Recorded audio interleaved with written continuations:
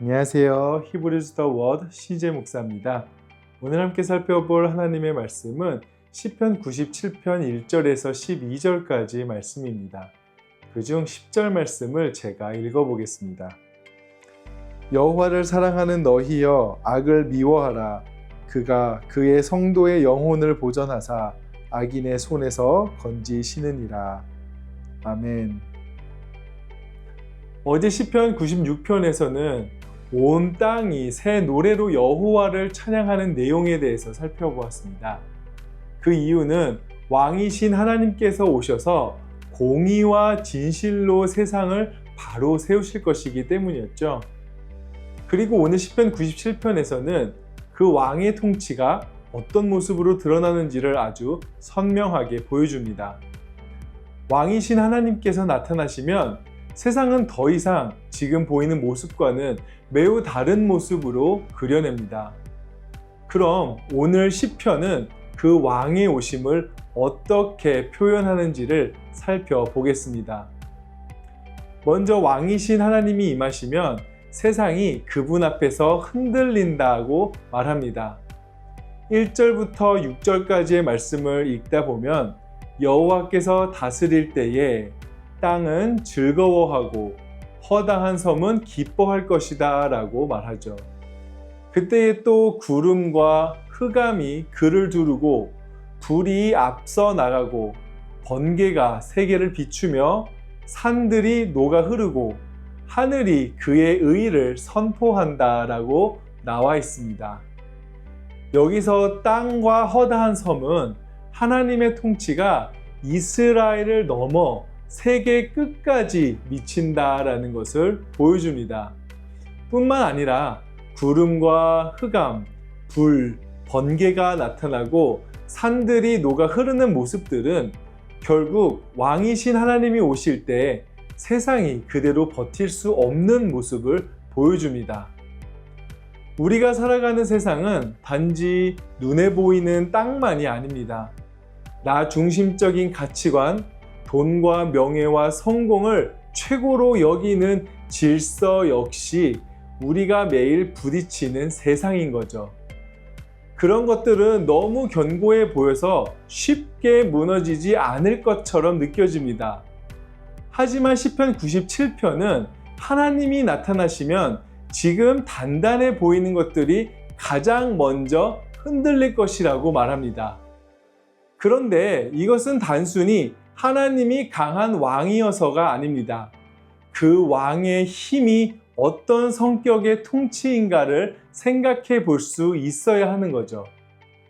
여기서 시편은 바로 그 보좌의 기초를 보여주는데요. 그 왕의 보좌는 힘이 아니라 의와 공평 위에 서 있다라고 말합니다. 오늘 본문의 중심은 하나님이 그저 강하시다라는 데만 있지 않습니다.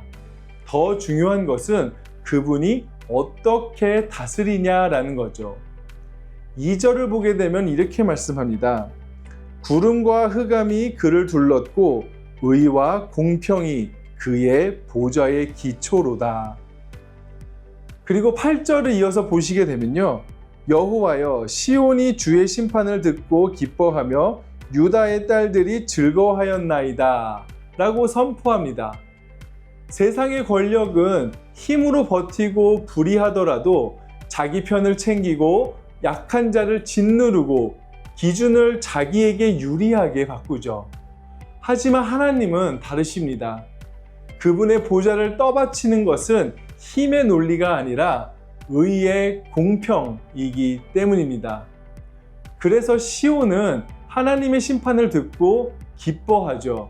왜냐하면 하나님의 심판은 함부로 휘두르는 힘이 아니라 무너진 것을 바로 세우는 공의의 역사이기 때문입니다. 사실 우리가 인생을 살다 보면 가장 지치는 이유 중 하나는 옳다고 여기는 것이 꼭 이기는 것 같지는 않은 현실 때문이기도 합니다. 그런데 오늘 말씀을 보면 하나님의 보좌는 처음부터 의와 공평 위에 서 있다라고 말합니다. 그렇기 때문에 하나님의 심판은 두려움만이 아니라 억눌린 자에게는 기쁜 소식이 될 수 있는 거죠. 하지만 하나님의 의와 공평이 드러날 때 기뻐하는 사람만 있는 것은 아닙니다. 반대인 경우도 있죠. 오늘 말씀은 왕이신 하나님이 드러나시면 거짓된 힘과 우상도 함께 드러나질 것이다 라고 말합니다. 7절 말씀입니다. 조각한 신상을 섬기며 허무한 것으로 자랑하는 자는 다 수치를 당할 것이라. 너희 신들아 여호와께 경배할지어다. 결국 세상의 질서 속에서는 돈과 성공, 권력, 자기 확신 이런 것들을 붙들고 살게 되지만 하나님 나라에서는 그런 것들이 결국 마지막 왕이 될 수 없다고 말하는 거죠. 결국 무엇이 진짜 왕이고 무엇이 진짜며 무엇이 결국 무너질지를 잘 분별할 수 있어야 한다라는 겁니다. 그렇다면 하나님 나라의 백성은 그저 구경꾼으로 남아있을 수는 없죠. 여기서 시편 기자는 하나님의 백성을 삶 가운데로 직접 부르십니다. 그냥 단지 왕의 임재를 찬양하는 데서 끝나는 것이 아니라 그 왕 아래 사는 백성이 어떤 삶을 살아야 하는 건지를 보여주는 거죠. 10절 말씀을 제가 다시 읽어보겠습니다. 여호와를 사랑하는 너희여 악을 미워하라. 그가 그의 성도의 영혼을 보존하사 악인의 손에서 건지시느니라. 하나님 나라에서 하나님의 왕되심은 우리가 그냥 멀찍이서 구경하는 진리가 아니라 삶을 바꾸는 진리입니다. 하나님을 사랑한다고 말하면서 악과 타협하고 거짓을 붙들고 불의를 외면하면서 살 수는 없기 때문이죠. 왕의 보좌가 의와 공평 위에 서 있기 때문에 그 왕을 사랑하는 백성도 마찬가지로 같은 방향으로 살아가야 합니다. 그런데 오늘날의 상황 속에서 우리가 세상의 질서라고 여기는 것들을 악으로 여기며 그것을 최고의 가치로 여기지 않고 살아가는 삶은 그저 힘들기만 한 의무로 끝나지는 않습니다. 왜냐하면 오늘 말씀에 비추어지는 하나님은 분명 자기 백성을 지키시고 건지시고 빛을 뿌리시고 기쁨을 뿌리시는 분이라고 나와 있기 때문이죠. 그래서 하나님 나라의 삶은 세상의 질서로부터 멀어져야 하는 그런 긴장감만 있는 것이 아니라 그보다 더 높으신 왕이신 하나님의 보호와 빛과 기쁨 안에서 사는 삶인 것입니다. 시편 97편은 우리에게 단지 하나님이 왕이라고 믿으라고만 말하지 않습니다. 오히려 그 왕의 보좌가 의와 공평 위에 서 있기 때문에 그 왕을 사랑하는 백성도 같은 방향으로 살아가야 한다라고 말하는 거죠. 저는 오늘 말씀을 통해 불의한 세상 속에서 하나님 나라를 살아내야 하는 백성들에게 그리고 여러분들에게 두 가지 도전을 또 위로를 드리기 원합니다. 먼저는 위로인데요. 지금 보이는 불의와 거짓된 힘이 마지막이 아니라 왕이신 하나님은 여전히 의와 공평으로 다스리시고 자기 백성을 지키시는 분이라는 사실입니다. 그리고 또 다른 하나는 도전입니다.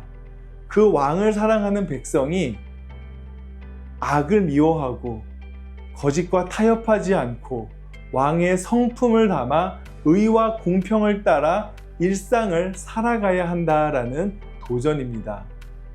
오늘의 말씀이 위로가 필요한 분들께 인격적인 성령 하나님의 함께 하시는 위로가 있기를 원하며 또한 도전이 필요한 분들께 담대하게 결단할 수 있는 그런 도전이 되는 하루가 되시길 예수님의 이름으로 소망합니다. 함께 기도하겠습니다.